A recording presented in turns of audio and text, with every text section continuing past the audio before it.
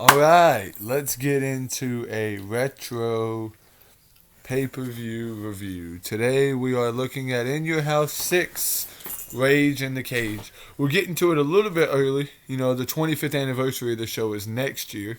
But we're kind of jumping the gun a little bit by a year. This took place on February 18th, 1996, before I was even thought of, in Louisville, Kentucky. Okay, so we had four dark matches on the show. I'm going to go over the two that were not televised. Ahmed Johnson defeated Isaac Yankem DDS, who would later become Kane. And the Godwins defeated the Body Donors. Then you had Jake Roberts defeat Tatanka on the free-for-all. Decent. It was alright. I mean, it was only like really a star in the match. There's not really anything to really review there. And like I said, free-for-all matches and all of that don't go towards my overall grade of the show.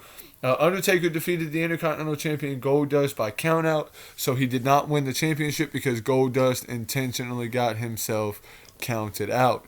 This was also a match that I could not find on YouTube. I had to go to Daily Motion to see it because it was not on the network or it was not on anything up there. But I was able to still see it regardless because I figured I had seen it a long time ago. I just was not sure. So this was kind of the gap between Royal Rumble 96 and WrestleMania 12. And if you remember in my Royal Rumble 96 review, I said that it was a pretty decent show. You know, obviously Shawn Michaels won the Rumble, and his number one contender shot would be on the line here on this night, as well as Bret Hart would try to defend the WWF title, which we'll get to in a minute. The first opening contest was a special crybaby match between Razor Ramon and the 1, 2, 3 Kid. 1, 2, 3 Kid was accompanied by Ted DiBiase. Of course, I think this would turn out to be Razor Ramon's last match in the Federation. He was supposed to wrestle at WrestleMania 12 and ended up not wrestling at WrestleMania 12. He would win this match. He hit a Razor's Edge, 1, 2, then pulled it up, hit another Razor's Edge, and beat 1, 2, 3 Kid. In just over 12 minutes. It was kind of humiliating to see 1, 2, 3 Kid like that. The way that he was. And then, you know, to see Razor turn out and win. It ended up turning out to be pretty good. Overall, though, I'll give this match 3 out of 5 stars. It was a solid and well-worked match.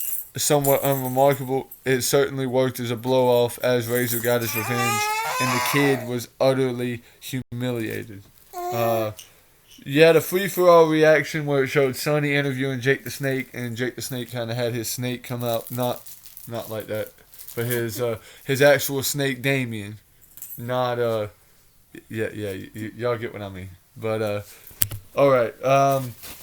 Next up, you would have Hunter Hearst Helmsley would take on Duke the Dumpster Droese, which this would be a match that was on the free-for-all at the 96 Rumble where Hunter Hearst Helmsley and Duke Droese fought.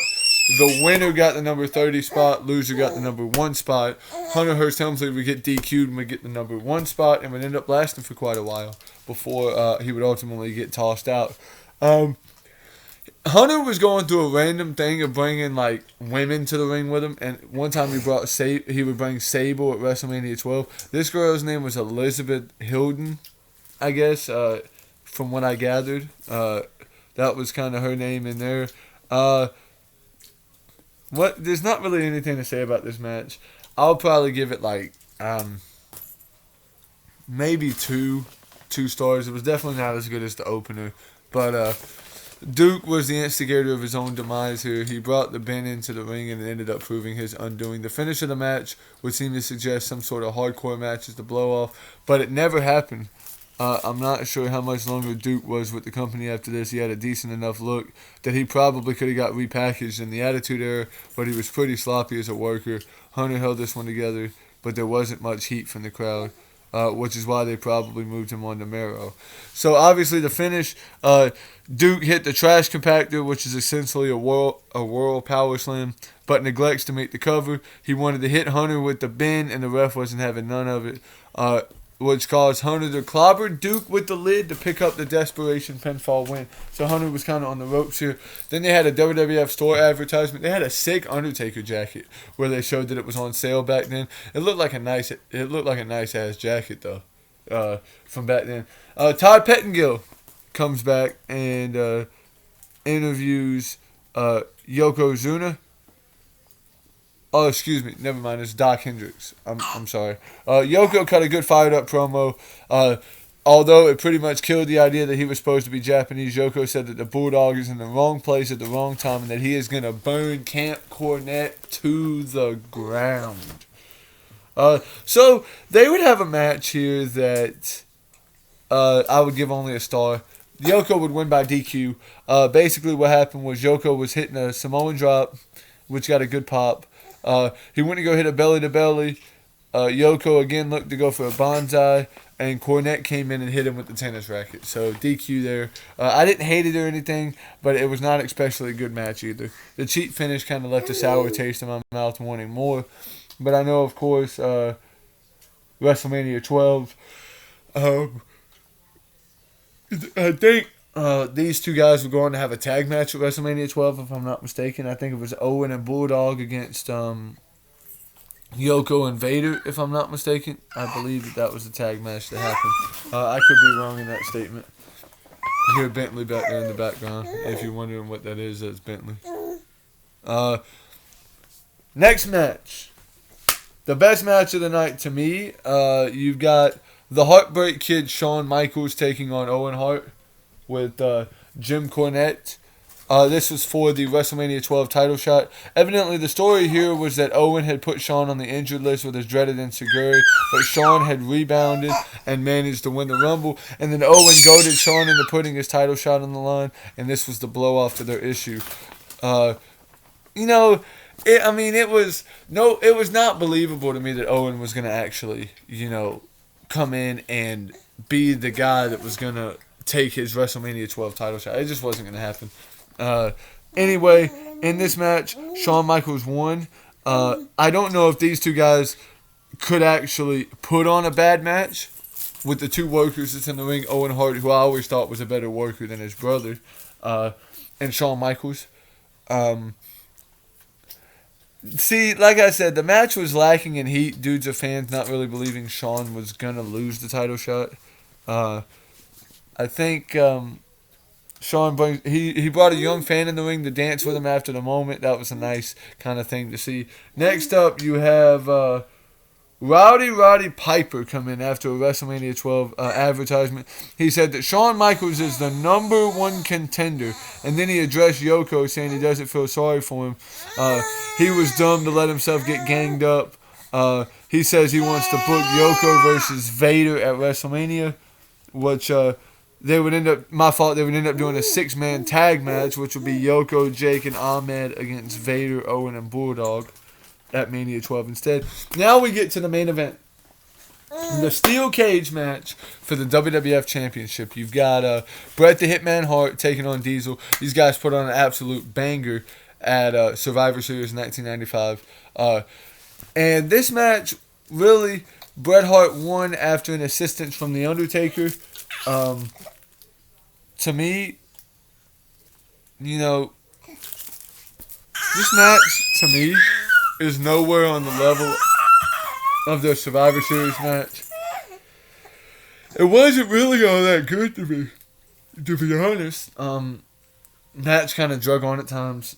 I mean, they gave him almost 20 minutes, and it's a 2-hour pay-per-view, so, giving him 20 minutes on a 2-hour show, Owen and Michaels got 15, so that's almost half your show that you're going on right there.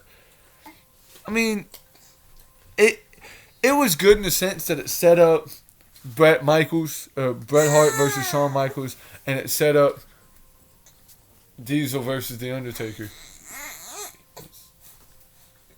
It set up Diesel versus The Undertaker at WrestleMania. Overall, I thought it was a decent main event, but it wasn't the absolute best.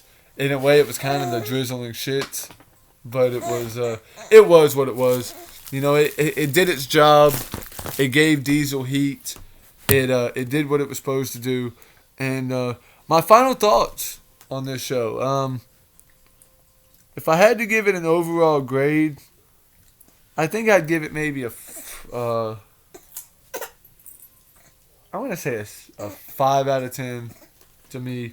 Oh no, we'll go 5.5 out of 10. It was, 3 good matches out of 5 isn't bad.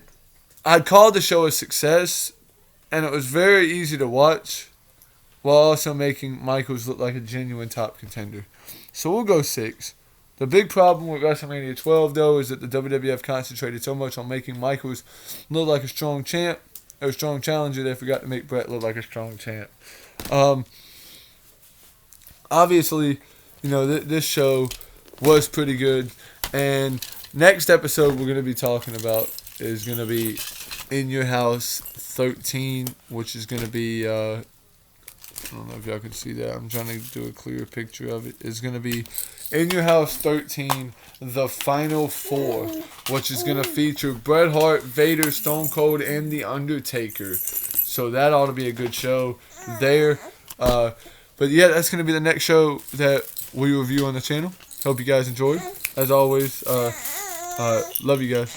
As always, stay motivated. I'll see you guys later. Peace.